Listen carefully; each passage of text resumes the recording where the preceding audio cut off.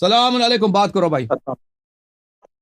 وعلیکم السلام ورحمۃ اللہ۔ حسن صاحب، ڈاکٹر اویس بات کر رہا ہوں۔ میری پہلے بھی آپ سے بات ہوئی تھی، لیکن وہ کنیکشن کی وجہ سے لاسٹ ٹائم کال کٹ گئی تھی۔ اچھا، جی یہ ڈاکٹر لوگ نا اویس اگر ان صاحب، کے سامنے آج بھی حضور پاک صلی اللہ علیہ وسلم خود آ کے کہہ دیں کہ یہ حق ہے، یہ سچ ہے، انہوں نے پھر بھی اس کا اقرار نہیں کرنا۔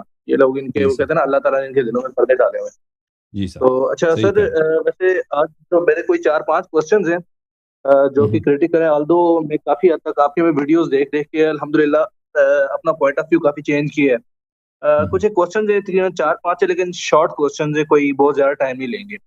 اچھا، ایک جو اہل تشیع کا یہ جو عقیدہ ہے کہ قرآن پاک میں، بلکہ وہ یہ ایک فیکٹ بھی ہے کہ کمی ہوئی ہے، اور یہ تو فیکٹ ہے۔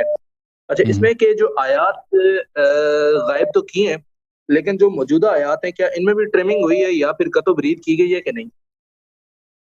دیکھیں، یہ شیعوں کا عقیدہ نہیں ہے، یہ صرف صحابہ کا بھی عقیدہ ہے نا۔ پہلے بات تو سے پوری فل بات کریں۔ ایسی ہے ہاں، ایسی ہے، شیعوں کا بالکل صرف ٹھیک ہے عقیدہ نہیں ہے، صحابہ کے بھی عقیدہ ہے۔ موجودہ آیات کے متعلق ان کی ترتیب و ترتیب نزول نہیں ہے، ٹھیک ہے نا، یہ بات۔ اب اس آیات میں، آیات میں کٹنگ کی گئی ہے، تو حذف کا مطلب یہی ہے نا کہ آیات میں سے کٹنگ کی گئی ہے، کٹنگ کی گئی۔ مطلب ایک جو آیت موجود ہے وہ اس کو بھی قطع و برید کر دیا گیا، ایک آیت کو۔ میں پوری آیت کو مثلا سنانے کی بات نہیں کر اس رہا، جو آیہ کے آیت متعلق ان اللہ اصطفى آدم ونوحا وآل ابراہیم وآل عمران علی العالمین، ان اللہ اصطفى آدم ونوحا وآل ابراہیم وآل عمران علی العالمین۔ اس آیت کے متعلق یہ ہے کہ ان اللہ، روایت یہ ہے کہ ان اللہ اصطفى آدم ونوحا وآل ابراہیم وآل عمران وآل محمد علی العالمین صلی اللہ علیہ وآلہ وسلم وصلی یہ اللہ روایت علیہ تو میں نے مجمعین۔ تفسیر قرآن میں خود بھی پڑھی ہے پریویسلی، میں ہاں جب تفسیر قرآن کا مطالعہ کر رہا تھا تو اس میں حضرت امام باقر علیہ السلام غالباً وہ فرماتے تھے کہ اس آیت کو ہو ایسے ہی پڑھا کرو، آل عمران و آل محمد علی العالمین۔ اچھا، یہاں پہ جی نا ایک کنٹراڈکٹری پوائنٹ نہیں ہو جاتا کہ ایک جگہ پہ امام فرماتے ہیں کہ جو آپ کو قرآن پاک پڑھایا جاتا ہے آپ کے محلے میں، گھروں میں، جو کامن ہے، معروف ہو گیا، وہی آپ اس کی تلاوت کیا کرو، اور اسی کو خود ختم قرآن میں پڑھا کرو، نمازوں میں پڑھا کرو، اور دوسری طرف یہ آیت تو کامنلی نہیں پڑھائی جاتی۔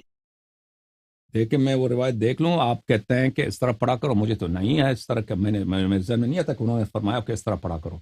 میں نے جو تو کیا ہے کہ اس میں یہ تھا آل یہ محمد تک۔ تفسیر قرآن میں لکھا ہوگا۔ میں دیکھتا ہوں۔ ایک منٹ میں بھی کوشش کرتا ہوں، میں یہ روایت اگر مجھے مل جاتی ہے میں بھی اوپن کرنے کی کوشش کرتا ہوں۔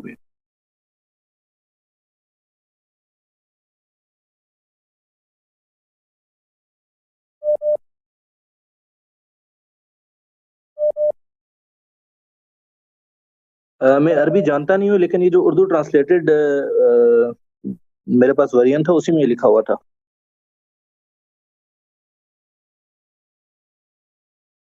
تفسیر فرات کوفی۔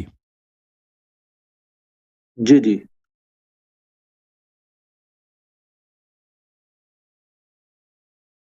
یہ ویسے کون سی صورت کی آیت ہے؟ ان اللہ اصطفى آدم و ابراہیم و نوح و آل ان اللہ اصطفى آدم و نوح و ابراہیم و آل عمران علی العالمین، اور یہ صورت کون سی ہے؟ ان اللہ اصطفى آدم ونوح وآل ابراہیم، یہ آیا سورہ بتاتا ہوں، یہ سورہ ان اللہ اصطفى، سورہ آل عمران آیت نمبر 33۔ میں تفسیر فرات کھول دوں ایک دفعہ۔ جی جی پلیز۔ یہ آیا یہ ہے بھائی، تفسیر فرات الکوفی ہے، اس میں آپ کو لے کے چلتے ہیں صفحہ نمبر، یہ صفحہ نمبر ہے، صفحہ نمبر 78 ہے، ٹھیک ہے نا۔ بلے ان اللہ اصطفى آدم ونوح وآل ابراہیم وآل عمران علی العالمین ذریۃ بعضها من بعض واللہ السمیع علیم۔ ابو جعفر علیہ الصلوۃ والسلام، امام باقر علیہ السلام نے کہا اس آیت کو اس طرح نہیں پڑھا جاتا تھا، ان اللہ وآل محمد لیس یقرأ هكذا بل ادخل حرف مکان حرف، بلے وآل محمد وآل ابراہیم وآل عمران، آل عمران کو ہٹا کے اس کی جگہ آل محمد لگا دیا گیا۔ اس طرح نہیں پڑھا جاتا تھا، اس طرح پڑھا جاتا تھا۔ اس طرح نہیں، حکم نہیں ہے کہ اس طرح پڑھا کرو، جیسے آپ کہہ رہے ہیں نا، لیس یقرأ، اس طرح ٹھیک ہو نہیں گئی پڑھا تو جاتا ایکچولی جو ہے، میں نے اس طرح پڑھایا جاتا، ہاں، آل عمران نہیں تھا وہاں پہ آل محمد تھا، یہ ہے، اوکے۔ یہ آیا حدیث، یہ ہے حدیث ہے کہ آل عمران کی جگہ آل محمد تھا۔ جی، اور مزید بولیں۔ اچھا، آلدو جو میں نے ویرین پڑھا تھا اس میں جو اردو میں ٹرانسلیشن ہے وہی تھا۔ چلیں، اچھا ابھی اس کو کرتے ہیں۔ اچھا، دوسرا میرا ہے کہ یہ ایک میں نے اس ڈاکٹر اسرار کی ویڈیو اس کا دیکھ رہا میں تھا۔ ٹرانسلیٹ کر دوں نا، ایکوریٹ دقیق جو ترجمہ ہے یہ ہے، اس آیت اس طرح نہیں پڑھا جاتا ہے، یہ ہے آیا اس طرح بلی قال سمعت امام باقر علیہ الصلاۃ والسلام آیا کو اس طرح پڑھتے تھے ان اللہ اصطفى آدم ونوح وآل ابراہیم وآل عمران علی العالمین قلت لیس یقرأ هكذا میں نے پوچھا کہ آیا کو اس طرح نہیں پڑھتے لوگ قال ادخل حرف مکان حرف تو انہوں نے کہا لفظ بدل دیے گئے اس آیا میں لفظ بدل دیے لوگوں نے ٹھیک ہے نا آل عمران کو آل محمد کی جگہ آل عمران ڈال دیا اچھا یہ بولا ہے انہوں نے بولا اس میں نہیں ہے کہ تم اس طرح پڑھو جن لوگوں نے ترجمہ کیا آپ جو پڑھ رہے ہیں نا وہ اس طرح شاید یہ اور حدیث ہو یہ غالباً کیونکہ میں نے ایگزیکٹلی اصل میں خود بھی ابھی تلاش کر رہا تھا کہ وہ پیج میں ڈھونڈ رہا تھا لیکن وہ مجھے ابھی ملا نہیں ہے. اچھا اور دوسرا یہ کہ میں ڈاکٹر اسرار کی ایک ویڈیو دیکھ رہا تھا اس میں کانکوبائنز کے بارے میں جو لونڈیاں ہیں اس کے بارے میں اتنا کوئی عجیب و غریب قسم کا عقیدہ تھا کہ جو نا مطلب دین کے بڑا منافی لگا تھا کہ وہ ایک تو قرآن پاک کی آیت ہے نا کہ ایمان والوں کے لیے کہ جن عورتوں سے تمہارے والدین نے نکاح کیا ہے تم ان سے نکاح نہیں کر سکتے لا تنکحوا نساء ما نکحوا آباؤکم اگر اللہ تعالیٰ کمی بیشی معاف کرے میں شاید آیت تھوڑا ایک دو لفظ اوپر نیچے پڑھ رہا ہوں مطلب اس طرح کہ جن سے آپ کے باپو نے نکاح کیا ان عورتوں سے تم نکاح نہیں کر سکتے.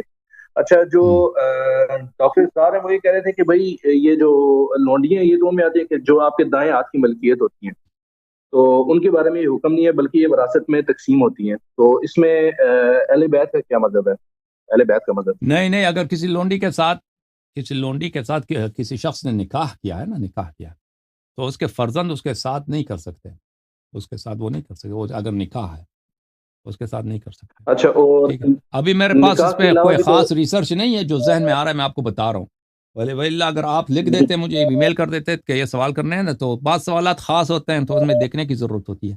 تو ابھی جو ذہن میں ہے وہی آپ کو بتا رہا ہوں کہ جو کسی نے دخول کیا کسی عورت تو وہ اس کے فرزند کے لیے حرام ہو جاتا ہے اس کے فرزند کے لیے حرام ہے. اب وہ آپ کو جو ہے اگر کوئی شخص اس کا بیٹا ہے یعنی وہ کنیز کے ساتھ اس نے شادی کی اور کنیز سے اس کی اولاد ہے تو وہ کنیز خود بخود آزاد ہو جاتی ہے یعنی وہ جو ہے وہ اس کو ام الولد کہتے ہیں. ام الولد جو ہے وہ مثلا ایک بیٹا جو ہے بیٹا خود کنیز کا فرزند ہے وہ اس کی ماں جو ہے اس کے وراثت فوراً اس کے ارث میں آ جاتا ہے وہ بیٹے کے حق سے وہ آزاد ہو جاتی ہے. تو اگر اس کا بیٹا اگر اس کنیز کا کوئی اولاد ہے فرزند ہے اگر اولاد نہیں ہے تو وہ ملکیت میں تو چلی جاتی ہے اس کے وارثین کے لیکن اگر اس سے شادی ہے تو عمومات میں یہی ہے کہ اس کے ساتھ بیٹا شادی نہیں کر سکتا. اب اس کے متعلق کوئی خاص حکم ہو تو مجھے نہیں معلوم وہ مجھے دیکھنا پڑے گا ٹھیک ہے نا. نہیں میں وداؤٹ میرج جو ریلیشن شپ قائم کیا جاتا ہے اس کی بات کر رہا ہوں کہ اس کے ساتھ فردر اس کے لیے مجھے دیکھنا ہوگا اس کے ابھی میرے ذہن میں نہیں ہے بھائی اس کے متعلق مجھے دیکھنا ہوگا مراجعہ کرنے کی ضرورت ہوگی.